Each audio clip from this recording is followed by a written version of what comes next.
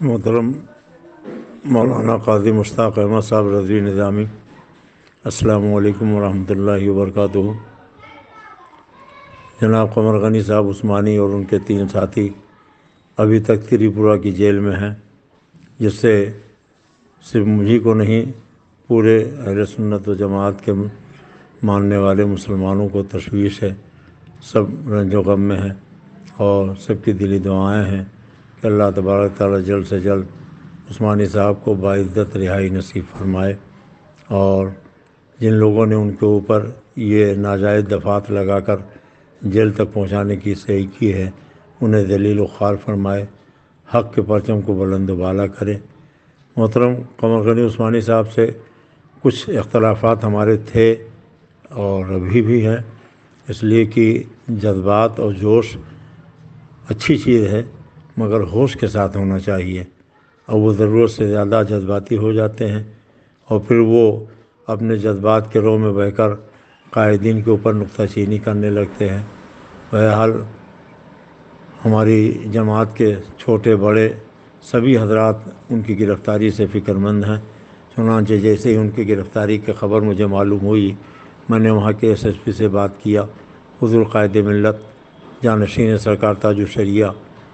مدد اللہ العالی سے گفتگو کی، وہ بھی تشویش میں تھے۔ جماعت رضا مصطفیٰ کے نائب صدر جناب سلمان حسن صاحب سے میں نے کوشش کی، محترم سلمان حسن صاحب بھی کافی فکر مند تھے، اور رضا اکیڈمی کے بانی جناب سید نوری صاحب سے میں نے گفتگو کی، وہ بھی تشویش میں مبتلا تھے۔ خود آپ سے میں نے بات کی، آپ بھی بہت فکر مند تھے، اور کلکتے کے مولانا مختار صاحب سے میں نے گفتگو کی، انہوں نے بھی حتی الامکان رہائی کے لیے کوشش کرنے کا یقین دلایا۔ بہرحال جماعت اہل سنت کے اکابر علماء مشائخ اور سبھی یہ چاہتے ہیں کہ عثمانی صاحب کو باعزت رہائی نصیب ہو، اور جن ظالموں نے انہیں جیل کے سلاخوں تک پہنچایا ہے انہیں اللہ تعالیٰ ذلیل و رسوا کرے اور حق کے پرچم کو بلند و بالا فرمائے۔ ہم لوگ اس کے لیے تیار ہیں، اور جیسا کہ آپ نے اپنی پوسٹ میں یہ لکھا ہے کہ قانونی مشورے کی ضرورت ہو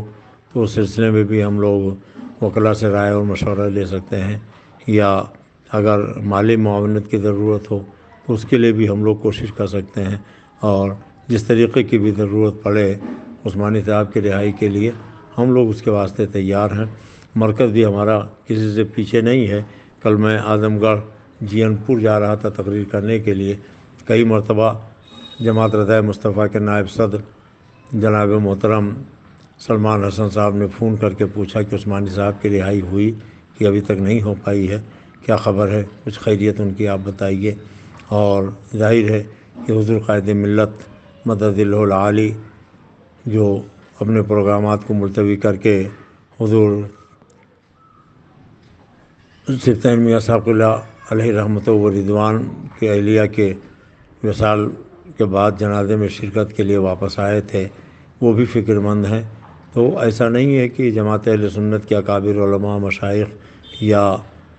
اور عوام اہل سنت اس سلسلے میں پریشان نہ ہوں، سبھی پریشان ہیں۔ اللہ تبارک تعالیٰ کی بارگاہ میں سب دعا کر رہے ہیں کہ اللہ تعالیٰ محترم عثمانی صاحب کی رہائی کی کوئی سبیل پیدا کرے، مگر افسوس تو اس کا ہے کہ آپ نے مجھے بتایا کہ کئی مرتبہ فروغ اسلام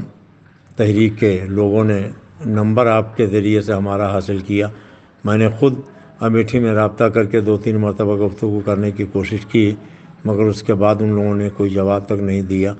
یہاں تک کہ مولانا مختار صاحب سے میں نے گفتگو کی تو انہوں نے بتایا کہ اگر بنگالی بولنے والے وکلا کی ضرورت ہے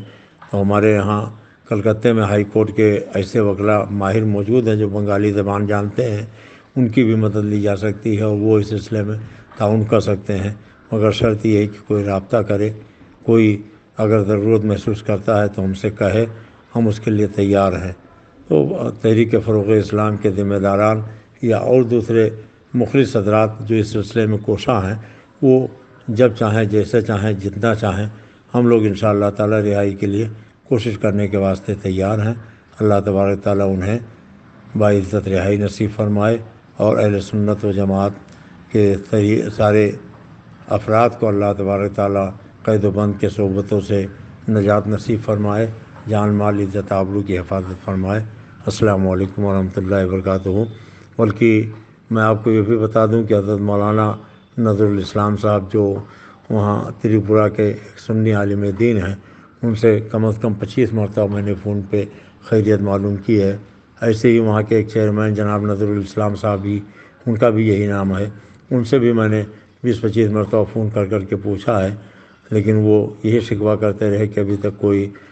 آدمی تحریک کا ہمارے پاس نہیں آیا۔ کل بتایا کہ ہاں کچھ لوگ آئے ہیں، وہ لوگ کوشش کر رہے ہیں، لیکن ابھی تک کوئی کامیابی نہیں ملی۔ اللہ تعالیٰ کامیابی عطا فرمائے۔ السلام علیکم۔